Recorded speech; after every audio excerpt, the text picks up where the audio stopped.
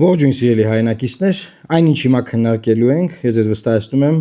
դառնալու է Հայաստանի Հանրապետության քաղաքական օրակարգի թիվ 1 հարցը առաջիկա ժամանակաշրջանում։ Դեռևս փետրվարի վերջին, երբ որ դեռ չէր սկսվել ԱՄՆ-իսրայելական հարձակումը Իրանի Իսլամական Հանրապետության վրա, Հայաստանի Հանրապետությունում իշխանության համար տարբեր նարատիվներ զոնդաժանող մասնագետները սոցիալական ցանցերում գրում էին, որ հարձակում կլինի Իրանի Իսլամական Հանրապետության վրա։ Այև որ լինի, միգուցե շատ հնարավոր է, որ Ադրբեջանը չկարողանա օգտագործել այն ճանապարհը, որը օգտագործում է Իրանի միջոցով։ Եվ ահա այդ պահին պետք է Հայաստանի Հանրապետությունը, մեր հասարակությունը պատրաստ լինեն, որպեսզի Ադրբեջանին տան հումանիտար ճանապարհ։ Ուշադիր լսեք։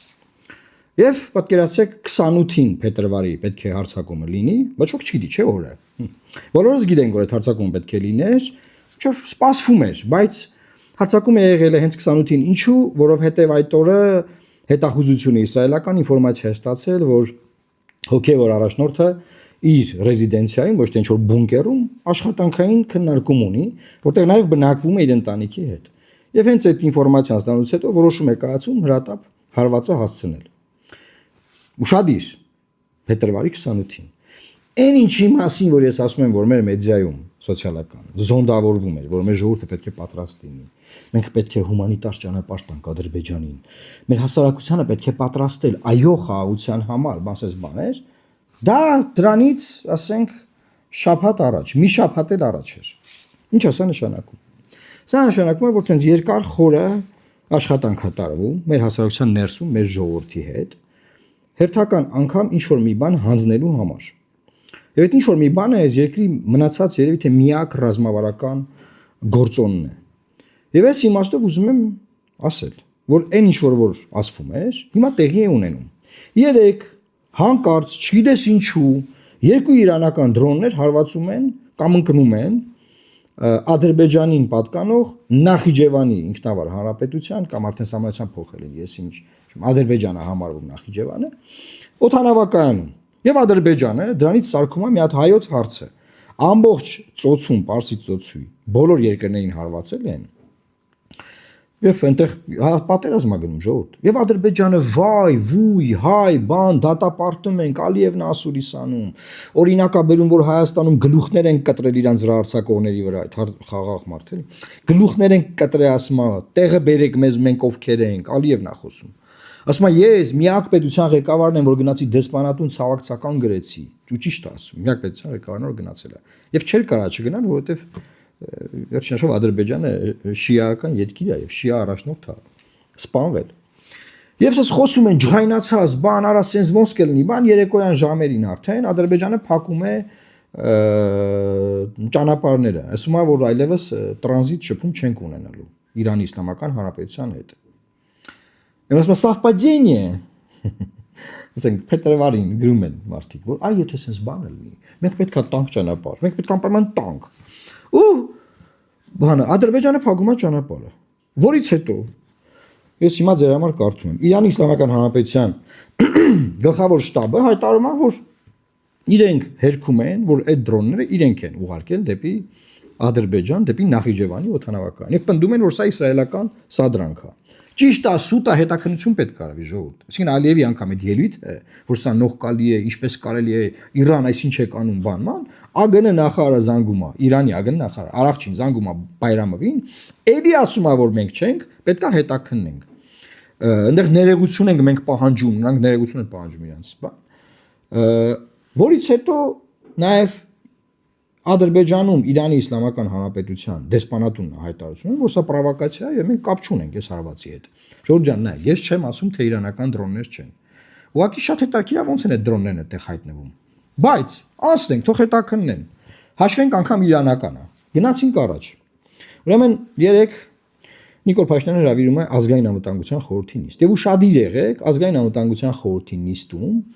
քննարկվել են տարածաշրջանում ստեղծված անվտանգային իրավիճակի տրանսպորտային հաղորդակցությունների բնականon գործունեությունն ապահովելու հետ կապված հարցեր։ Ինչ տրանսպորտային։ Ինչ տրանսպորտային։ Գնացինք առաջ։ Ինչա տեղի ունենում։ Հիմա լուր են տածում, որ Ադրբեջանը հավաքում է ռեզերվիստներին, այսինքն պայստազորի հավաք է հայտարարել։ Բանակին տվել է համար 1, մոնտեցուցիչ որ ռազմական տես պատրաստվում են, բայց ինչ է, այսինքն Իրանի դեմ ուզում են պատերազմ անել, բնականաբար չեն կարող։ Դա ի՞նչ թատրոն է։ Այսինքն իրավիճակը տեղեկատվական դաշտում լարում են։ Եվ վերջում հանգեցնելու են նրան, որ Իրանն էլ ասի, իմ տարանցիկ ճանապարհով չեք կարող անցնել։ Որից հետո արդեն Հայաստանում ռոպագանդան սկսել է զբաղվել նրանով, որ մենք պետք է հումանիտար ճանապարհ տանք։ Արա այդ հումանիտար ճանապարհ տվողները այդ մոռացել եք, որ 8 ամիս Լեռնային Ղարաբաղի ժողովուրդը սոված ծարավ նստած էր, Լաչինի միջանցքը չէին բացում, փակել էին։ Այդքան բեռը տարել էինք հասցրել Հակարի կամուրջի մոտ, չէինք կարողանում անցկացնել այդ բեռները, որ ուղղակի պետք է այնտեղ բեռները հասցվեին ու անգամ սահմանին գային վերցնեին, չէին թողնում ներս մտնի։ Հա, հումանիտար տղեկ, ուր եք բա։ Մոռացել եք այդ հումանիտարը։ Ես աշխարհի ամենահումանիտար մարդն եմ։ Բայց դու ինչ միտես մի հատ տես դերի մեջ եք մտել։ Եթե զադանիա չեք անում, եթե դուք ադրբեջական գործակալական ցանցի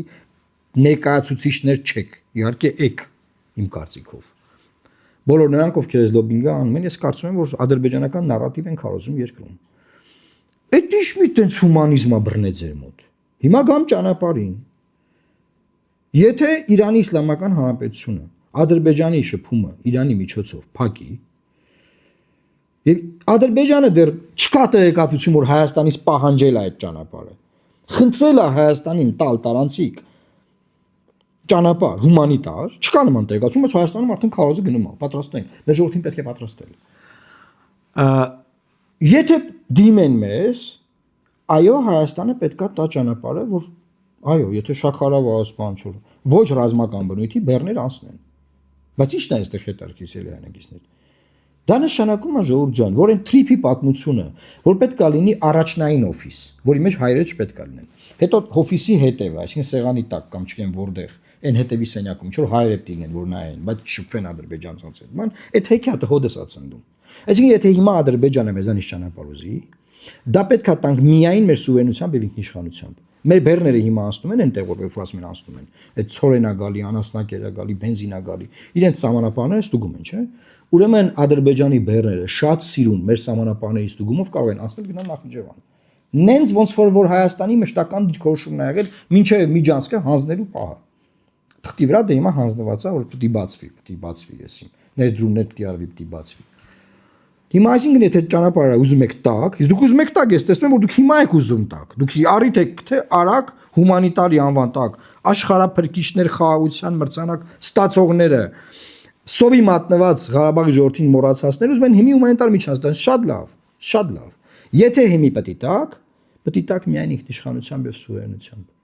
Ու եթե տենց Ադրբեջանը ուզի այդ ճանապարհը վերցնի եւ օգտագործի եւ գնա, կտեսնի որ հայերի հետ շփումը հայ սահմանապահների հետ։ Եթե իհարկե նպատակն են չի որ ինքը առանց վերահսկողության միջանցք է ստանում։ Իսկ դա է եղել եւ կա։ Իսկ ինքը շփման այս process-ի արդյունքում ոչ թե մենք կարանք կորցնենք, այլ կարանք շահենք։ Ասելով որ հայկական սուվերենությամբ գնացին եկան առանց back office, front office-ը առաջնային օֆիսն որտեղ հայերը չպետք է լինեն ըստ այդ թղթերի։ Back office-ն էլ նա որտեղ կարան հայերը լինեն, մեծ հարց է։ Եվ ասել որ ժողովուրդ ջան, հեսա ճանապարհը գործեց հայկական սուվերենությամբ։ Բայց կռիվ ես, պատերազմ ես, այս բանը ես, հեքիաթներ ես, Վաշինգտոնյան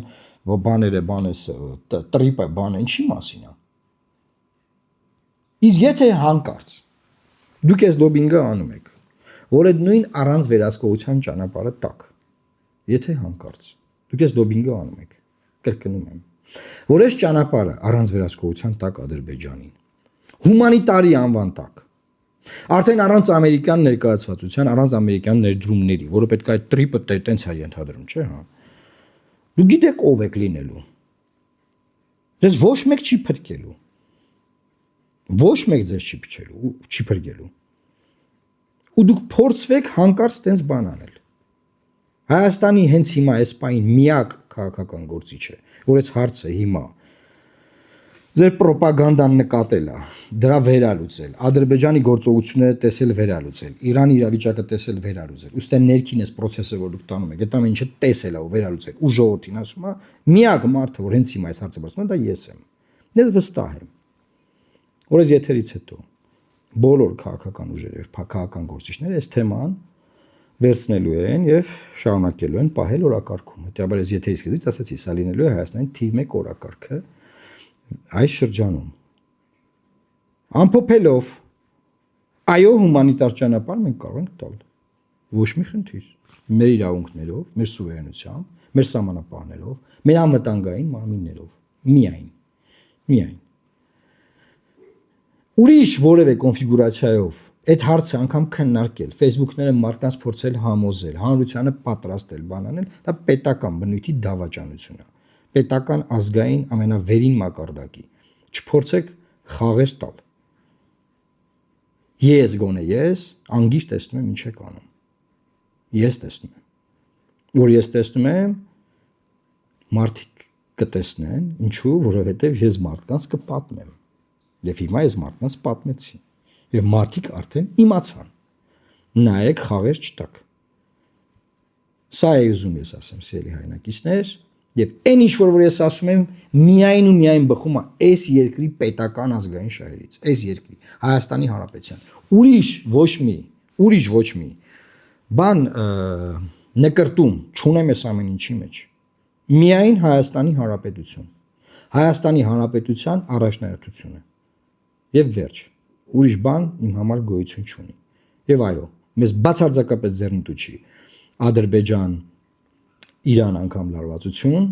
դրանից ոչ ոք չպետք է ուրախանա, եթե հասկանում է իրավիճակը, մեզ դա պետք չի, եւ մեզ պետք չի բացարձակապես Իրանի փլուզումը, տարալուծումը, մասնատումը եւ այլն եւ այլն։ Եվ սրա մասին վաղը մեր